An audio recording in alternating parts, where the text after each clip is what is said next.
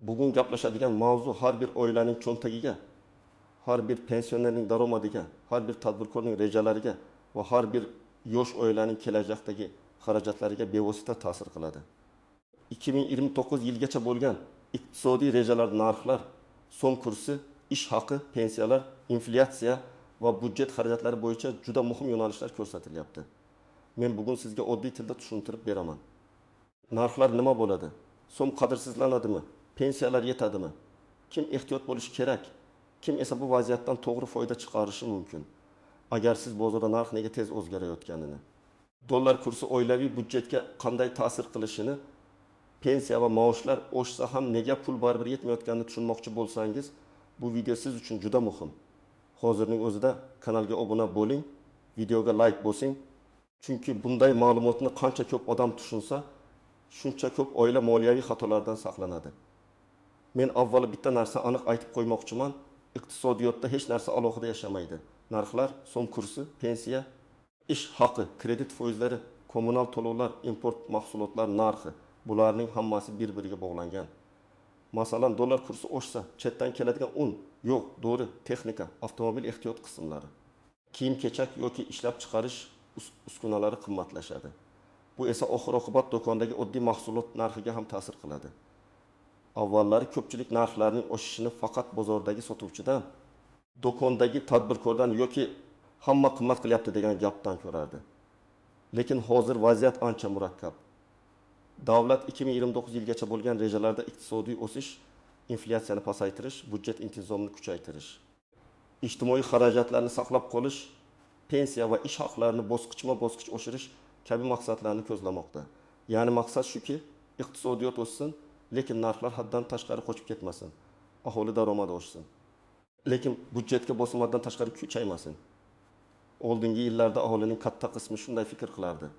Maosh oshsa, demak yashash osonlashadi.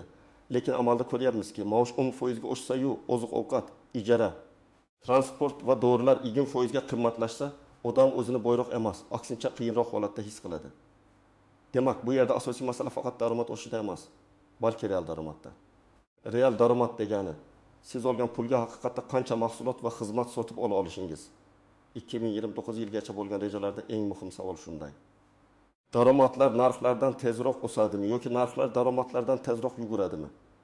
Men aynan shu nuqtani sodda misollar bilan ochib beraman. Birinchi masala inflyatsiya, ya'ni narxlar oshishi. Inflyatsiya oddiy odam uchun shunchaki qimmatlashuv degani. Agar bugun 20 million so'mga bir haftalik oziq-ovqat olsangiz, bir yildan keyin xuddi shu savat 1 million 100 ming yoki 1 million 200 ming so'm bo'lishi mumkin. Rejalarda odatda inflyatsiyani pasaytirish, uni barqaror darajaga olib kelish maqsadi qo'yiladi. Lekin bu narxlar tushadi degani emas. Ko'pchilik mana shu joyda adashadi. Inflyatsiya pasaysa narxlar arzonlashmaydi. Faqat narxlarning oshish tezligi sekinlashadi. Masalan, agar o'tgan yili go'sht tannavran 1000 so'mdan 1000 so'mga chiqqan bo'lsa, bu kuchli qimmatlashuv. Keyingi yili inflyatsiya pasaysa, go'sht 1000 dan 18 ga chiqishi mumkin. Ko'ryapsizmi? Narx baribir oshdi, faqat avvalgidek saqramadi. Shuning uchun odamlar inflyatsiya pasayibdi, nega bozorda arzonlik yo'q deb so'rasa, javob shuki, inflyatsiyaning pasayishi narxlarning kamayishi emas, o'sish sur'atining sekinlashishi. Ikkinchi masala so'm kursi. So'mning dollarga nisbatan qiymati hammaga ta'sir qiladi. Hatto siz dollar ishlatmasangiz ham, chunki import mahsulotlar dollar yoki boshqa valyutada olinadi. Dorixonadagi ko'p dorilar, maishiy texnika, telefon, avtomobil ehtiyot qismlari, ayrim oziq-ovqat mahsulotlari, qadoqlash materiallari, ishlab chiqarish uskunalari chetdan keladi. Dollar oshsa, bu mahsulotlar qimmatlashadi. Mahalliy ishlab chiqaruvchi ham ba'zan xomashyoni import qiladi. Demak, uning xarajati ham oshadi. Misol uchun, kichik nonvoyxonani olaylik. U uni mahalliy bozordan oladi, lekin gaz, elektr, transport, qadoq, uskunaning ehtiyot qismi, kredit foizi hammasi xarajat. Agar elektr yoki gaz tariflari oshsa, agar transport xarajati ko'payib ketsa, agar ehtiyot qism import bo'lgani uchun qimmatlashsa, nonvoyxona non narxini ushlab turishi qiyin bo'ladi. Shu sababli oddiy non narxida ham katta iqtisodiy zanjir yashiringan. Uchinchi masala pensiyalar. Pensiya oshishi juda muhim. Chunki pensionerlarning daromad manbai ko'pincha bitta bo'ladi. Ishlaydigan odam qo'shimcha ish qilishi, xizmat ko'rsatishi, savdo qilishi mumkin. Lekin ko'pchilik pensionerlar uchun asosiy tayanch davlat pensiyasi. 2029 yilgacha ijtimoiy himoyani kuchaytirish, ehtiyojmand qatlamlarni qo'llab-quvvatlash, pensiyalarni indeksatsiya qilish, ya'ni narxlar o'sishga mos ravishda ko'tarib borish masalasi juda dolzarb bo'ladi. Lekin bu yerda ham muhim noziklik bor. Pensiya nominal ko'rinishda oshgani bilan real hayotda xarajatlar undan tezroq oshsa, pensioner yengillikni sezmaydi. Masalan, pensioner opa 1 million 200 ming so'm pensiya oladi deylik. Keyin pensiya 10% ga oshib 1 million 320 ming bo'ldi. Qog'ozda 120 ming so'm qo'shildi. Lekin shu orada dori xarajati oyga akasi mingga, kommunal to'lovlar ehir mingga, oziq-ovqat 1 mingga oshsa, demak real holatda pensionerning ahvoli yaxshilanmadi. Aksincha qo'shimcha bosim paydo bo'ldi. Kimlar ko'proq xavotir olishi kerak? Birinchi navbatda daromadi qat'iy belgilangan odamlar, pensionerlar, budjet tashkilotida maosh oladiganlar, stipendiyaga qaraydigan talabalar, ko'p farzandli oilalar, ijara uyda yashaydiganlar. Chunki ularning xarajatlari bozor bilan birga tez o'zgaradi. Daromad esa odatda qaror chiqqandan keyin ma'lum vaqtdan so'ng oshadi. Ikkinchi guruh kredit olganlar, ayniqsa daromadi so'mda, lekin xarajatlari dollarga bog'liq bo'lgan odamlar ehtiyot bo'lishi kerak. Agar siz avtomobil, uy jihozlari yoki biznes uchun mahsulotni import narxiga bog'liq holda olsangiz, kurs o'zgarishi sizning umumiy xarajatingizni oshiradi. Kredit foizlari ham inflyatsiya bilan bog'liq. Inflyatsiya yuqori bo'lsa, banklar arzon kredit berishga shoshilmaydi. Chunki pulning qadri tez tushadi. Uchinchi guruh kichik tadbirkorlar. Do'kon, kafe, ustaxona, tikuvchilik sexi, qurilish brigadasi yoki xizmat ko'rsatish markazi yuritayotgan odamlar 2029 yilgacha xarajatlarini juda aniq hisoblab borishi kerak. Masalan, kafe egasi faqat go'sht va kartoshka narxiga qarab ishlamaydi. U ijara, soliq, ishchi maoshi, elektr, gaz, suv yetkazib berish, reklama, bank to'lov, terminal komissiyasi, ta'mirlash xarajatini ham hisoblaydi. Agar bularning hammasi asta-sekin oshsa, u menudagi narxni ham o'zgartirishga majbur bo'ladi. Aks holda zarar ko'radi. Kimlar kamroq xavotir olishi mumkin? Men buni umuman xavotir olmang deb aytmayman. Lekin daromadini muntazam oshirib boradigan, bir nechta manbadan pul topadigan, kasbini rivojlantirayotgan, jamg'arma qiladigan, xarajatini nazorat qiladigan odamlar bunday davrda nisbatan barqarorroq bo'ladi. Masalan, bir oilada faqat bitta odam maosh olsa, narxlar oshishi og'irroq seziladi. Agar oilada 2 kishi ishlasa, qo'shimcha hunar bo'lsa, kichik savdo yoki onlayn xizmat bo'lsa, bosim kamayadi. Keling, oddiy oila misolida ko'ramiz. 4 kishilik oila oyga 6 million so'm daromad qiladi. Xarajatlar oziq-ovqat 2 million, ijara 2 million, kommunal dars ming, transport 600 ming, kiyim-kechak va dori 700 ming, bolalar xarajati 500 ming, boshqa mayda xarajatlar 300 ming, jami 6 million. Ya'ni jamg'arma yo'q. Endi narxlar o'rtacha 12% ga oshsa, bu oilaning xarajatlari taxminan 6 million 700 mingga chiqishi mumkin. Agar daromad ham 12% oshsa, muammo uncha bilinmaydi. Lekin daromad 5% gina oshsa, har oy 400-500 ming so'm kamomat paydo bo'ladi. Mana shu kamomat keyin qarz, kredit karta, tanishlardan qarz olish yoki muhim xarajatni kechiktirishga olib keladi. Ikkinchi misol, pensioner er-xotin ikkalasi birga 3 million so'm pensiya oladi. Bu o'zlariniki, ijara yo'q. Lekin dori-darmon, kommunal, oziq-ovqat asosiy xarajat. Agar dorilar import bo'lsa, kurs oshishi ularga to'g'ridan-to'g'ri ta'sir qiladi. Ular biz dollar olmaymiz-ku deyishi mumkin. Lekin dorixona narxi baribir valyuta va logistika xarajatiga bog'liq. Shuning uchun pensionerlar uchun eng muhim masala pensiya oshishi bilan birga tibbiyot. Dorilar va kommunal to'lovlar bo'yicha imtiyoz va kompensatsiyalarni ham kuzatib borish. Uchinchi misol, yosh oila ipoteka olmoqchi. Ular 2029 yilgacha uy narxi nima bo'ladi? Foizlar tushadimi? Daromadimiz yetadimi deb o'ylaydi. Bu yerda men doim bitta maslahat beraman. Faqat bugungi oylik to'lovga qarab qaror qilmang. Agar oilaning daromadi 8 million bo'lsa, ipoteka to'lovi 4 million bo'lsa, bu juda xavfli. Chunki qolgan 4 millionga oziq-ovqat, transport, kommunal, bola xarajati, dori, kiyim, kutilmagan holatlar sig'ishi kerak. Narxlar oshsa, oila darhol bosim ostida qoladi. Sog'lom qoida shuki, kredit to'lovi oilaning barqaror daromadining 31-35% dan oshmasligi kerak. Ba'zi holatda girdim foizga ham borish mumkin, lekin undan yuqori bo'lsa xavf kuchayadi. Birinchi tuzoq, maosh oshdi, demak ko'proq sarflasam bo'ladi degan fikr. Maosh oshgan zahoti yangi telefon olish, katta to'y qilish. Qimmat kreditga kirish, keraksiz obuna va xaridlarni ko'paytirish xato bo'lishi mumkin. Chunki narxlar ham o'rtadan keladi. Men tavsiya qilaman. Har qanday daromad o'sishining kamida 30%ni jamg'armaga yoki qarzni kamaytirishga yo'naltiring. Ikkinchi tuzoq, faqat dollar saqlash ham doim to'g'ri emas. Ha, valyuta jamg'armasi himoya vositasi bo'lishi mumkin. Lekin hamma pulni dollarga aylantirib qo'yish ham xavfli. Chunki sizning kundalik xarajatingiz so'mda. Agar kutilmagan xarajatlar chiqsa, valyutani noqulay kursda sotishingiz mumkin. Eng to'g'ri yo'l jamg'armani bo'lib saqlash. Bir qismi so'mda kundalik ehtiyoj uchun, bir qismi valyutada uzoq muddatli himoya uchun, yana bir qismi bilim, kasb yoki biznes rivoji uchun. Uchinchi noziklik, pensiya va nafaqalar bo'yicha hujjatlar. Ko'p odamlar o'ziga tegishli imtiyozdan foydalana olmaydi. Chunki hujjati to'liq emas, mehnat staji noto'g'ri kiritilgan, ariza bermagan, mahalla yoki tegishli tashkilotga murojaat qilmagan. Ayniqsa pensiya hisoblanishida ish staji. Ish haqi ma'lumotlari, elektron mehnat daftarchasi, arxiv hujjatlari juda muhim. Bir yil staj ham ba'zi holatda pensiya miqdoriga ta'sir qilishi mumkin. 4-noziklik kommunal tariflar va yashash xarajatlari. Agar iqtisodiyotda energiya resurslari narxi bosqichma-bosqich bozor sharoitiga yaqinlashsa, bu aholiga ham, biznesga ham ta'sir qiladi.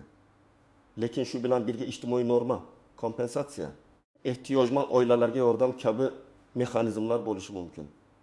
Demak, siz faqat tarif oshdi degan xabarni emas, kimga imtiyoz bor, qayerga murojaat qilish kerak, qanday hujjat kerak degan qismini ham kuzatishingiz shart. 5-noziklik, rasmiy va norasmiy daromad. Agar siz norasmiy ishlasangiz, bugun qo'lingizga pul kelayotgandek tuyuladi. Lekin ertaga pensiya, kredit, subsidiya, ipoteka, ijtimoiy yordam, kasallik varaqasi yoki boshqa rasmiy imtiyozlarda muammo chiqishi mumkin. 2029 yilgacha tizimlar raqamlashtirilgani sari rasmiy daromadning ahamiyati oshadi.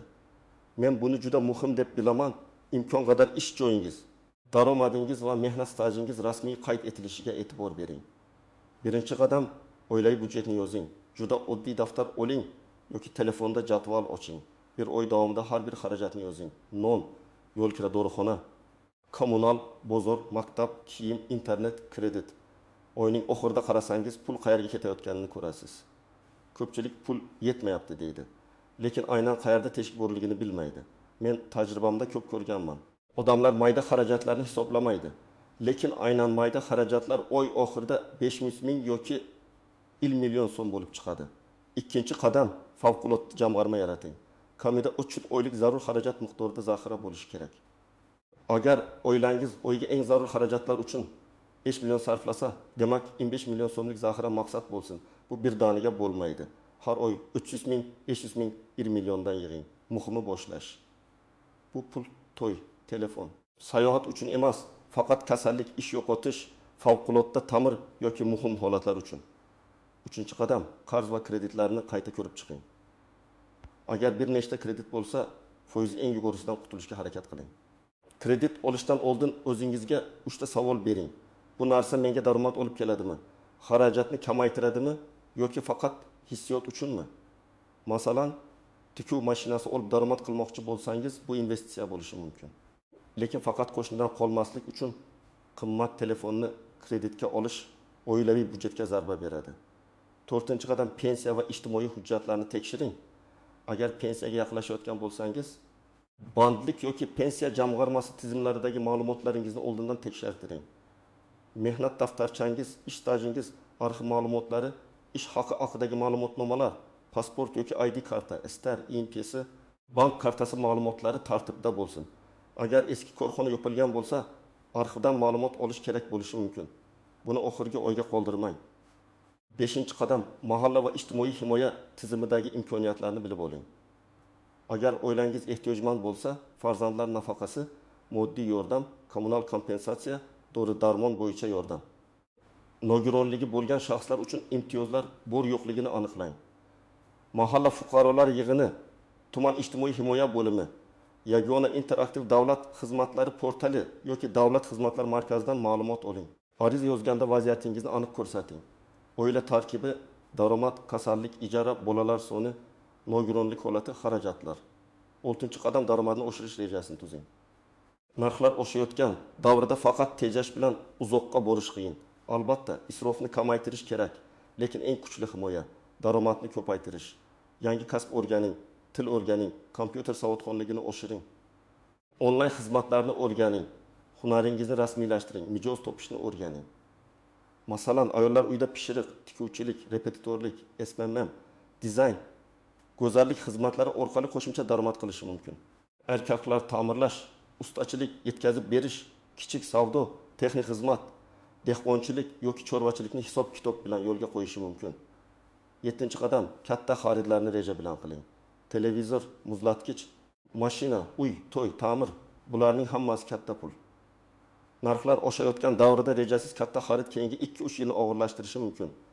Har bir katta xarid oldidan yozma hisob qiling. Boshlang'ich to'lov qancha? Oylik to'lov qancha? Qo'shimcha xarajat qancha? Sug'urta bormi? Ta'mir xarajati bormi? Daromad kamayib qolsa nima bo'ladi? Agar bu savollarga javob bo'lmasa shoshilmang. 8-qadam, rasmiy xabarlarni kuzating. Mish-mishlarga ishonmang. Dollar ertaga falon bo'ladi. Pensiya falon barobar oshadi. Narxlar birdan tushadi degan gaplar ko'p bo'ladi. Men sizga tavsiya qilaman. Markaziy bank, Iqtisodiyot va Moliya vazirligi, Statistika agentligi, Pensiya jamg'armasi, rasmiy davlat portallari xabarlarini kuzating. Qarorni mish-mish bilan emas, hujjat va real raqamlar bilan qabul qiling. Demak, 2029 yilgacha bo'lgan rejalarni oddiy tilda shunday tushunish kerak. Iqtisodiyot o'sishi kutiladi. Daromadlar va pensiyalar bosqichma-bosqich oshirilishi mumkin, lekin narxlar ham to'xtab qolmaydi. Inflyatsiya pasaysa ham bu arzonchilik degani emas, balki qimmatlashish sekinlashadi degani. So'm kursi, import mahsulotlar, dori-darmon, texnika va biznes xarajatlari orqali har birimizga ta'sir qiladi. Pensiya o'sishi muhim, lekin pensionerlar uchun real xarajatlar, ayniqsa dori va kommunal to'lovlar yanada muhim. Men sizga eng asosiy fikrni aytaman. Kelgusi yillarda moliyaviy savodxonlik hashamat emas, zarurat bo'ladi. Kim xarajatini yozsa, hujjatini tartibga keltirsa, qarzga ehtiyot bo'lsa, daromadini oshirish ustida ishlasa, u narxlar bosimiga nisbatan tayyorroq bo'ladi. Kim esa hammasini keyin ko'ramiz deb tashlab qo'ysa, har bir qimmatlashuvni og'irroq his qiladi. Siz nima deb o'ylaysiz? 2009 yilgacha narxlar odamlar daromadidan tezroq oshadimi yoki pensiya va maoshlar yetarlicha ko'tariladimi? Fikringizni izohlarda yozing. Agar video foydali bo'lgan bo'lsa, albatta like bosing. Yaqinlaringizga yuboring va kanalga obuna bo'ling. Men esa keyingi videolarda ham sizga iqtisodiyot, pensiya, narxlar, kredit va oilaviy budjet bo'yicha eng muhim mavzularni oddiy tilda tushuntirib boraman.